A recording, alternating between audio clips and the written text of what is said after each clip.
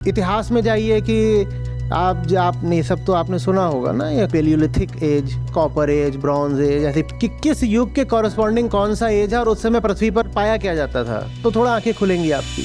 फिर आप ऐसे बाबाओं से भी बच के रहेंगे जो कहेंगे अरे कलयुग इतने करोड़ इतने लाख साल का होता है और अभी तो उसके बस इतने ही 1000 वर्ष बीते हैं तो कलयुग शुरू हो रहा है। एकदम परम मूर्खता की बातें ये सब। सुबह उठता हूँ तो माँ बाप का पैर छूता हूँ, लेकिन अब मैं देख रहा हूँ कि मैं कोई सच्ची बात करता हूँ तो ये लोग मेरी बात सुनते तो है नहीं। जिसको तुम गुरु मानते हो वो झूठ का चेला है, तो ऐसे गुरु के तुम थोड़ी चेले बन जाओगे। गुरु के सामने झुकने के लिए ज़रूरी है कि पहले गुरु सच के सामने झुका हो, है ना। पर अगर माँ बाप सत्य को सर्वोच्च नहीं मान रहे तो फिर तो माँ बाप को कैसे नमन कर लें। फिर तो माँ बाप के प्रति कर्तव्य ये हो जाएगा कि उनको सही राह पे लाया जाए।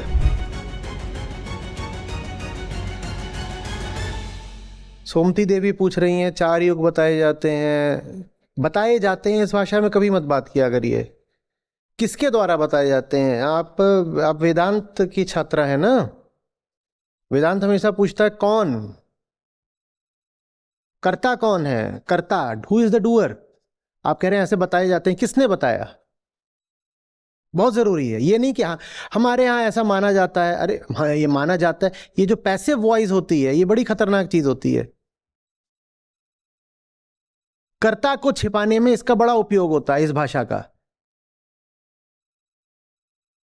किसने किया नहीं पता, हमारे यहां ऐसा होता है, ऐसा माना जाता है, आपको आदेश दिया जाता है, ये नहीं बताया जा रहा किसके द्वारा।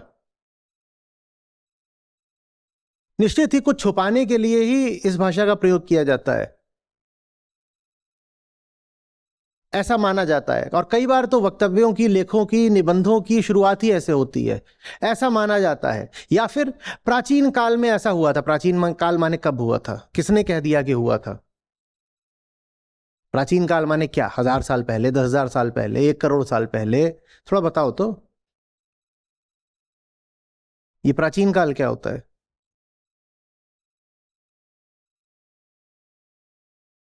ऐसे ही सृष्टि के 4 युग बताए जाते हैं, किसने बताए? कहाँ लिखे हैं? जहां लिखे हैं पहले आप वो स्रोत लेकर के आइए, और जैसे आप उस स्रोत का पता लगाएंगे वैसी बहुत बातें आपको खुद ही खुलने लगेंगी। जितनी अवधि युगों की बताई जाती है कि इस युग में ऐसा था, ऐसा था, ऐसा था, उस समय तो डायनासोर होते थे पृथ्वी पर। तो निश्चित रूप से ये बात अधिक से अधिक सांकेतिक हो सकती है, प्रतीकात्मक हो सकती है। पृथ्वी पर जिसको हम इंसान कह सकें भली भांति कि भाई ये इंसान है, जंगल का जानवर नहीं है, ये इंसान है, वही मुश्किल से 70,000 साल पहले आया है। तो कहां आप युगों की बात कर रहे हो कि इतने लाख साल पहले, इतने करोड़ साल पहले, उतने करोड़ साल पहले तो पृथ्वी पर पता नहीं कौन से जानवर घूम रहे थे, इंसान तो था ही नहीं। जो हम हैं होमोसेपियंस, वो बहुत ताजी ताजी चीज है, वो अभी आई है।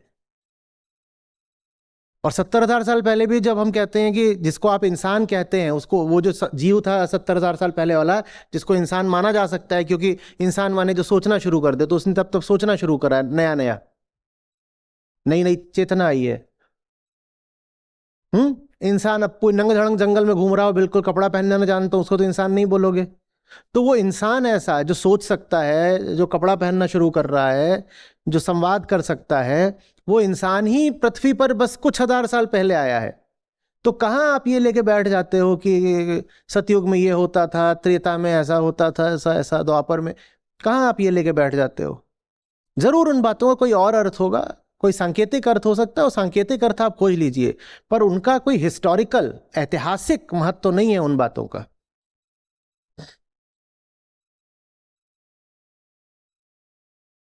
आप ये थोड़ा सा आज वही कर लीजिएगा कि जो युग है एक कॉलम में लिखिए युग, और देखिए कि क्या अवधारणा है कि कौन सा युग कितने साल पहले का था। और फिर इतिहास में जाइए कि आपने सब तो आपने सुना होगा ना, ये कॉपर एज, ब्रॉन्ज एज, ऐसे पेलियोलिथिक एज, कि किस युग के कॉरस्पॉन्डिंग कौन सा एज है और उस समय पृथ्वी पर पाया क्या जाता था, तो थोड़ा आंखें खुलेंगी आपकी। फिर आप ऐसे बाबाओं से भी बच के रहेंगे जो कहेंगे अरे कलयुग इतने करोड़ इतने लाख साल का होता है और अभी तो उसके बस इतने ही हजार वर्ष बीते हैं तो कलयुग शुरू हो रहा है। एकदम परम मूर्खता की बातें ये सब।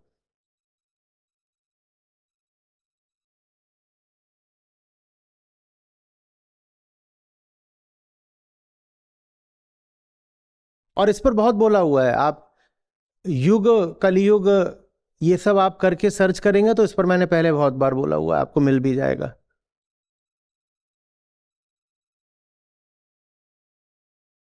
कमल हैं कह रहे हैं कि राम जी की पितृभक्ति का क्या अर्थ है, और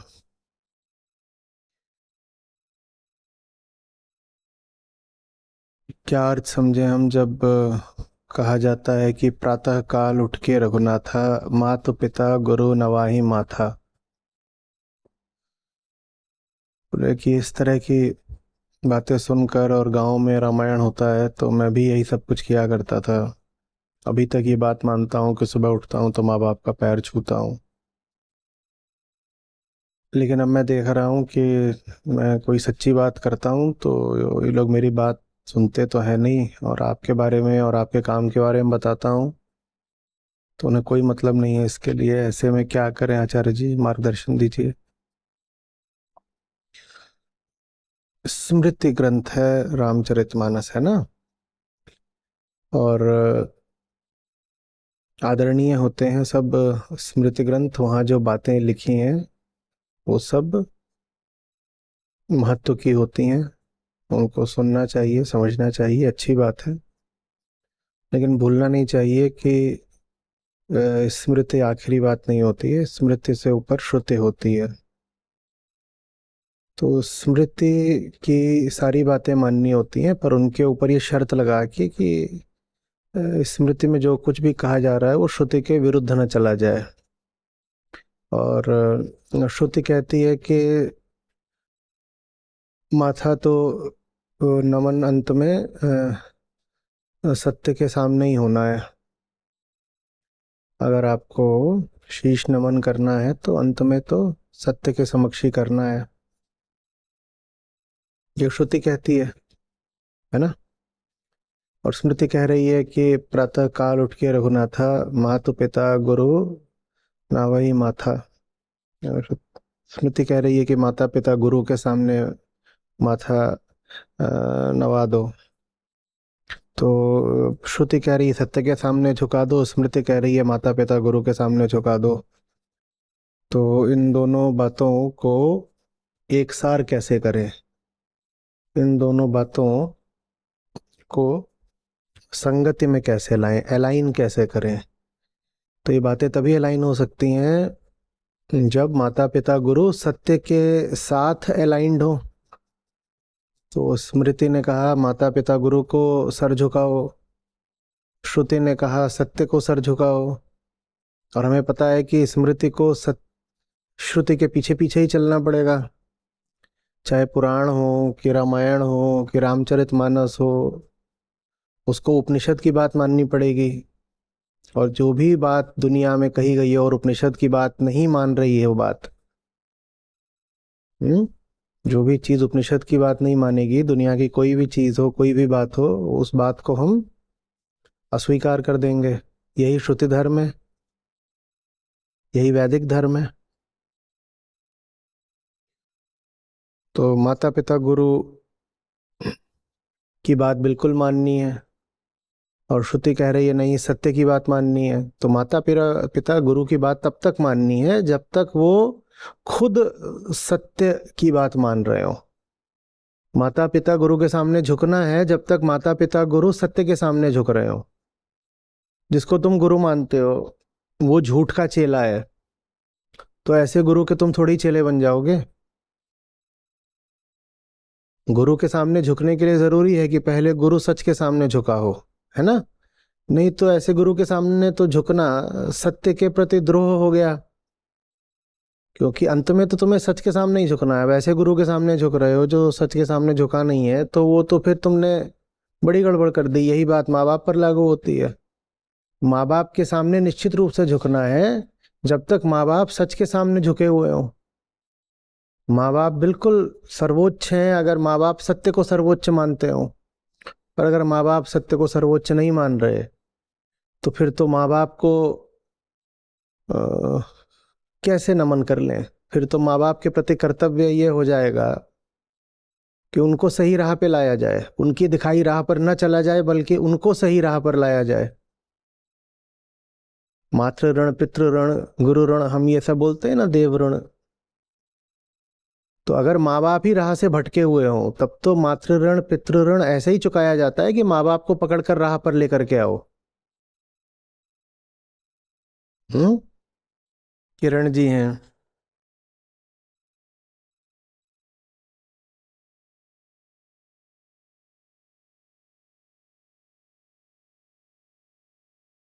छोड़ो, क्या लूं इस सवाल। कह रही हैं राजस्थान में एक प्रथा है आटा साटा। आटा साटा माने कि जब लड़कों की शादी नहीं हो रही होती, माने लड़के नालायक होते हैं, तो घर वाले एक सौदेबाजी करते हैं कि बेटे की शादी के लिए बेटी की शादी कर देते हैं ऐसी जगह जहां ससुराल वाले अपनी बेटी की शादी उसके भाई से करा दें। माने भाई अगर नालायक है तो बेटी की शादी कर दो, और ऐसे घर में करो जहाँ कोई लड़की हो, फिर उस लड़की की शादी उस लड़की के भाई से हो जाएगी। तो कह रहे हैं इसमें यह भी होता है कि ये दो शादियां हो गई दो घरों में, तो इसमें से एक शादी टूटती है, दूसरी भी तोड़वा दी जाती है। कह रही है मेरे मामा के दो लड़के हैं, उनका शादी वादी हो नहीं रही है, तो वो अब मेरी माँ के सामने रोते रहते हैं कि आटा साटा कर लेते हैं, दो लड़के मेरे और दो लड़कियां आपकी, इनको मिला के एक पैकेज बना लेते हैं तो फिर इनकी शादी हो जाएगी। कह रही हैं कि मैं तो स्वीकार नहीं करूंगी तो किसी तरह से बच जाऊंगी, पर बहुत लड़कियां हैं जिन्होंने इस कारण आत्महत्याएं कर ली, और कुछ लड़कियां वो संस्कारों में आ जाती हैं कि चलो अगर इस तरह से मेरे भाई को लड़की मिल जाती है तो मैं बर्दाश्त कर लूंगी। कृपया इस पर कुछ कहिए आचार्य जी। मैंने इतना पढ़ लिया, इतना ही बहुत है, मैं कहूंगा और नहीं कुछ। ये भी अत्याचार था मेरे साथ कि मैंने इतना पढ़ लिया। इस तरह की जिंदगी, इस तरह की बातें मेरे दिमाग में पड़े हैं। ये भी भीतरी पवित्रता पर धूल पड़ने वाली बात है।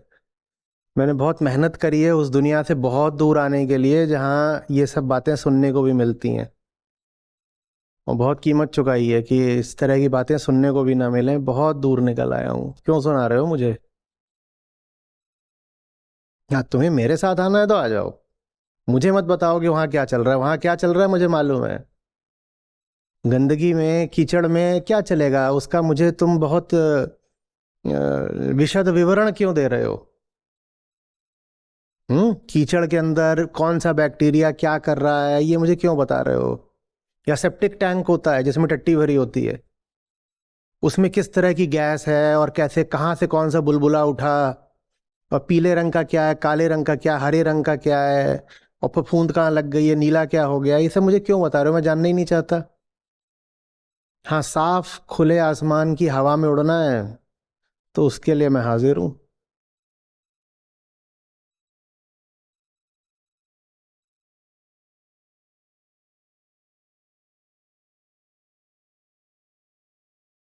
आप लोगों के सारे प्रश्नों में ना एक साझी बात है, आप बहुत आत्मकेंद्रित लोग हो, अपनी व्यक्तिगत समस्याएं लेके आए हो, और व्यक्तिगत पर इतनी ऊर्जा लगाना यही सबसे बड़ी समस्या होती है। यही तो प्रकृति करती है ना कि तुम व्यक्ति हो और अपनी व्यक्तिगत समस्याओं पे ही उलझे रहो।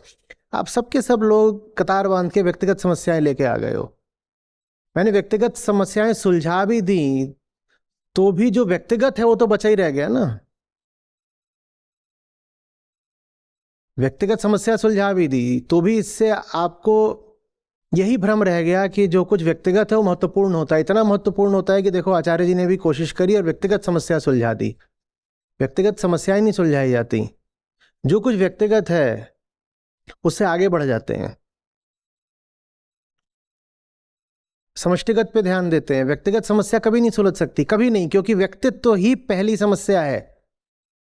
कोई व्यक्तिगत समस्या नहीं सुलझ सकती। और सबके सब आप लोग एक एक करके, मेरे साथ ये चल रहा है, मेरे परिवार में ये हो गया, मेरा ऐसा हो गया, मेरा वैसा हो गया, मैं ये, मेरा वो, और जो ये मैं मेरा है, यही मूल समस्या है।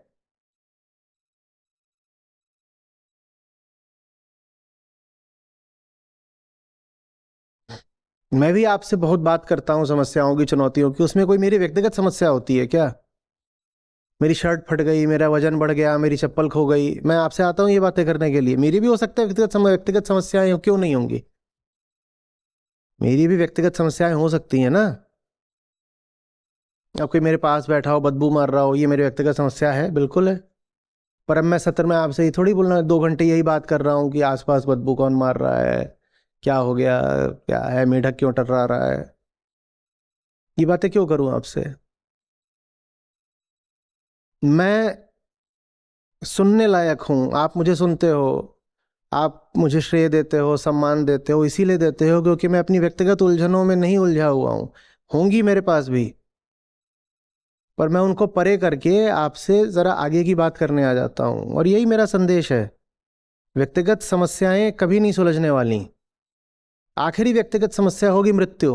कोई सुलझा पाया है? वो भी एक व्यक्तिगत समस्या है, बहुत बड़ी। और मर ऐसे ही नहीं जाते हैं, मरने से पहले 5-7 बीमारियां लगेंगी, 5-7 साल इधर उधर लटके रहोगे, फिर मरोगे। कोई सुलझा सकता है ये सब व्यक्तिगत समस्याएं? व्यक्तिगत समस्याएं कभी नहीं सुलझने वाली। प्रकृति ये पिंड ही समस्याओं का पैदा करती है गर्भ से। व्यक्तिगत समस्याएं जब सामने आए ना, तो उनकी उपेक्षा करी जाती है कि अच्छा ठीक है, हो गया, सर दर्द हो रहा है, कोई बात नहीं, समझ में आ रहा है सर दर्द हो रहा है, ठीक है, काम करने दो। हाँ, भूख लग रही है, समझ में आ रहा है, 2 घंटा इंतजार कर लो, काम करके फिर खाना खाएंगे। हाँ, नींद आ रही है, थकान हो रही है, जो भी हो रहा है, कोई दिल तोड़ गया है, उम्मीदें पूरी नहीं हुई, ये सब व्यक्तिगत समस्याएं हैं। एक ने दिल तोड़ा है, आप मलहम लेने आ जाओगे, मैं मलहम दे भी दूंगा, दोबारा कोई दिल तोड़ देगा, क्योंकि जो व्यक्ति है वो तो उम्मीद करेगा बार बार, और उम्मीदें पूरी होंगी नहीं कभी, तो दिल टूटता ही रहेगा। व्यक्तिगत समस्याएं पूरी तरह कभी नहीं सुलझने वाली। हाँ, आप अपने व्यक्तित्व का अतिक्रमण कर सकते हो। आप कह सकते हो ये जो व्यक्ति है, ये जो व्यक्ति है, ये मैं इसको समष्टि को समर्पित करता हूं। मैं नहीं बहुत ध्यान दूंगा कि मच्छर बैठा है, खुजला रहा हूं, ठीक है, मच्छर बैठा है, भगा दो, और क्या करोगे? रोने थोड़ी लग जाओगे? कितने समय तक इस बात का हम मातम मनाएं कि घुटने में दर्द हो रहा है, कि कोई आके कुछ पैसे लूट ले गया? जब तक जिंदगी है ये सब चलेगा, इसकी बहुत बात नहीं करते।